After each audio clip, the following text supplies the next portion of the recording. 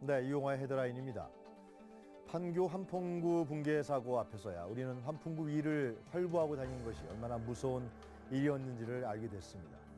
서울시내 환풍구는 2,418개소로 이 가운데 보도 위에 설치되어 있는 것은 1,777개나 되는 것으로 집계됐습니다. 여기에다 지하 주차장이 있는 아파트는 공동주택 3,640단지를 포함하면요, 환풍구 시설은 서울에만 최소 5,400여 곳에 이를 것으로 추정되고, 또 거기에 대형 상가와 공원 지하 주차장 등의 환풍구까지 합치면 최고 6,000여 곳은 넘을 것으로 예상됩니다. 이쯤 되면 서울 시민들은 매일매일 목숨을 담보로 살고 있다고 해도 과언이 아닐 것 같은데요.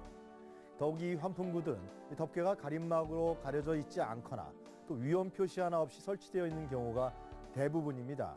또 어떤 환풍구 위에는 오토바이가 세워져 있거나 또 어린아이들이 뛰어다니는 모습까지 쉽게 우리가 볼 수 있습니다.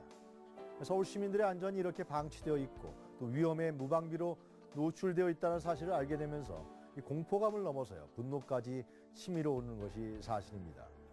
또 세월호 참사 이후에도 전혀 정부의 전면적이고 근본적인 대책이 나오고 있지 않다는 사실에 허탈하기까지 합니다.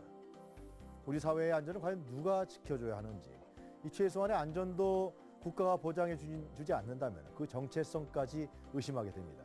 보다 근본적이고 근원적인 대책이 정말 절실한 것 같습니다. 국내 최고층 건물인 제1롯데월드 주변을 지나는 군용기들이 주택가 상공을 저공 비행하면서 이 소음과 안전에 대한 불만과 우려의 목소리가 터져나오고 있습니다. 올해 초부터 가락동과 문정동, 송파동, 방이동, 오금동 등 이 제1롯데월드 동편에 있는 대부분 지역에서 항공소음 관련 민원이 급증했다고 하는데요. 본래 이 지역은 거의 항공소음 민원이 없었지만 최근에 많으면 하루에 10여 건씩 민원이 제기되고 있습니다. 주민들은 2, 3분 간격으로 대여섯 대씩 날아가는 비행기의 소음 때문에 이 천장에 스프링클러 덮개가 떨어진 일도 있었다고 합니다. 왜 갑자기 이렇게 소음 민원으로 송파 일대 주민들이 고통을 받게 되었을까요? 그 이유가 바로 제1롯데월드 때문이 아니냐는 의혹이 일고 있다는데 이 문제의 심각성이 있습니다. 이 제1롯데월드 공사가 올해 초 300m에 육박해지자 군용기의 저공 비행이 시작됐기 때문입니다. 예전에는 비행기가 거의 직선으로 날아와서 착륙했기에 이 비행 고도가 높았지만 지금은 제1롯데월드를 피해서 C자나 S자 경로를 그려야 군용기들이 일찌감치 또 고도와 속도를 낮춘 상태로 도심 상공에 진입하고 있다는 것입니다. 그런데 이 사안에 대해서 군 당국은 묵묵부답입니다. 제1롯데월드가 가까스로 임시 개장을 했습니다만 계속해서 문제를 일으키지 않을까 합니다.